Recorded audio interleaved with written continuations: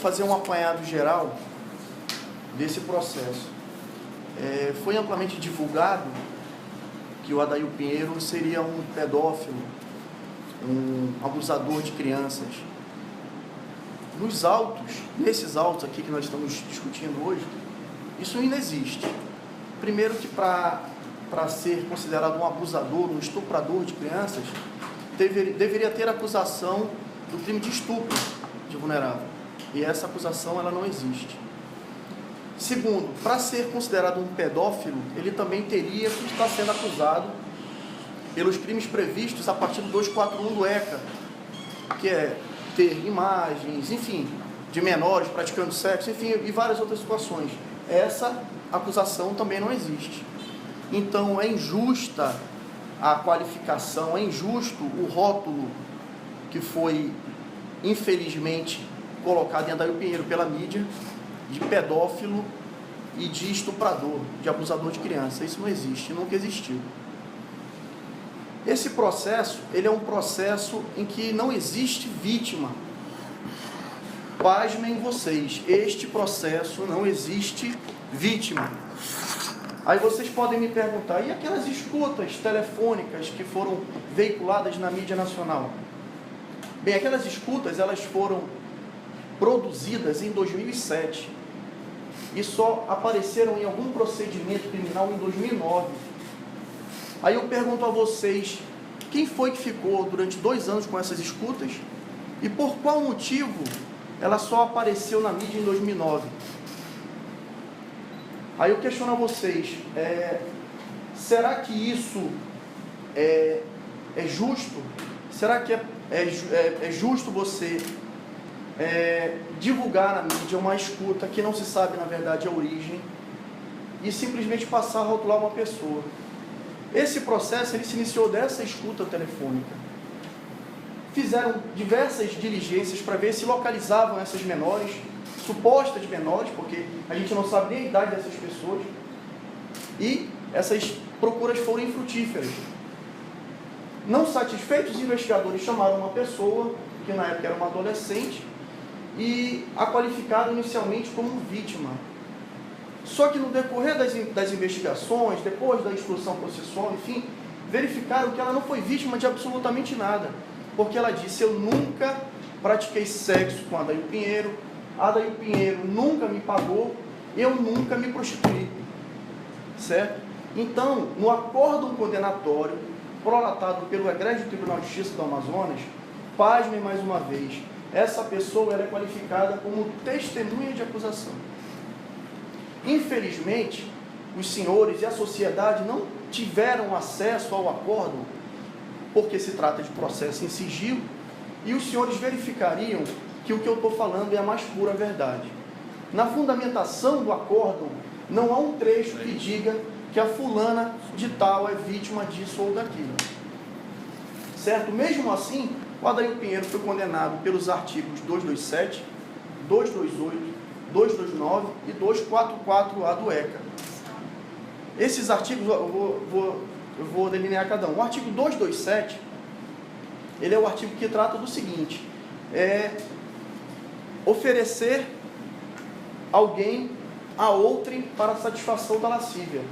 Aí eu lhes pergunto, ele era acusado de ser o chefe do esquema, o maior beneficiário. Como é que ele pode ter sido condenado em oferecer alguém para outrem? É uma contradição inquestionável.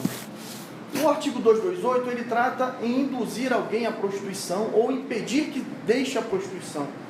Aí eu pergunto a vocês, quem é que virou prostituta? Porque nos autos não existe.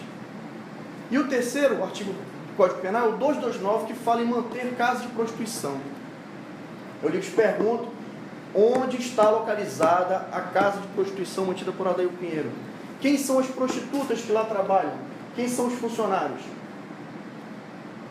Vale ressaltar que a denúncia e a condenação foram lastreadas apenas no caput desses artigos. Porque nesses artigos, o parágrafo 2º de cada um deles fala o quê? Que em caso desses crimes serem cometidos com violência ou grave ameaça, a pena ela é majorada.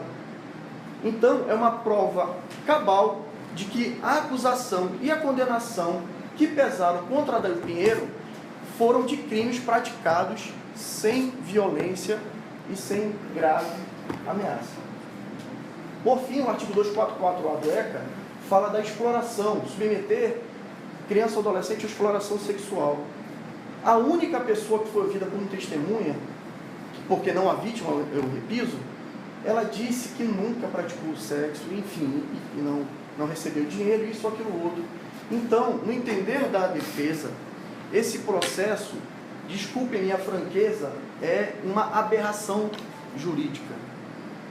Infelizmente, os recursos que nós apresentamos ao STJ e ao STF, até o presente momento, não foram apreciados. Porque nós temos certeza que se um dia eles chegarem a ser apreciados pelo STJ e STF, essa condenação ela será reformada. Certo? Então, era basicamente isso que eu queria dizer a vocês sobre essas acusações que pesavam contra o Adaildo Pinheiro. Então começaram a surgir muitos questionamentos, inclusive hoje num dos jornais vespertinos do meio-dia, de nível nacional, né? Inclusive tem uma conselheira de um órgão federal dizendo que iria pedir o cancelamento do indulto, porque no entender dela, esse indulto não caberia. O Adaildo não poderia ter beneficiado sobre esse indulto. E aí fica aquele disse-me-disse, podia, não podia. Inclusive isso lança uma cortina de fumaça, inclusive de suspeição sobre as autoridades, seja do Ministério Público, seja do Poder Judiciário, que atuaram nesse processo. E nós, enquanto defesa do acusado, e como este é um questionamento de natureza jurídica, na verdade, então nós temos o dever, como advogado, de esclarecer, não mais dentro dos autos. Por quê? Porque isso transbordou o aspecto estritamente processual, e isso foi repassado para a sociedade, inclusive com muitas interrogações, com muitos senões, com muita maledicência, na verdade. Quero crer que a conselheira que prestou declaração e que foi noticiada, possivelmente ela se equivocou. A hipótese prevista no parágrafo 1º, no inciso 3 do parágrafo 1º, não alcança as pessoas condenadas por crime praticado com violência ou grave ameaça contra filho ou filha, ou por crimes de abuso sexual contra crianças, adolescentes ou pessoas com deficiência. Me parece que aqui que está a confusão. Só que isso aqui, esse dispositivo, ele não é uma norma impeditiva do indulto de um modo geral. Ele é uma norma para dizer que o pai ou a mãe, que tenha filho menor de 12 anos, ou um filho que tenha doença crônica, ou que necessite de cuidados especiais, na hipótese de ele ter cometido esses crimes que nós listamos no parágrafo 2º, ou seja, com grave ameaça a filho ou filha, ou com abuso sexual contra a criança, ele perde o direito a esse privilégio, ou seja, ele vai se enquadrar, então, na regra geral, na regra do artigo 3º. Então, essa toda é a confusão que a sua excelência, a ministra, a conselheira que prestou o depoimento, que foi alardeada no Brasil inteiro, é a confusão que ela fez. Então, é exatamente sobre isso que nós queremos nos manifestar.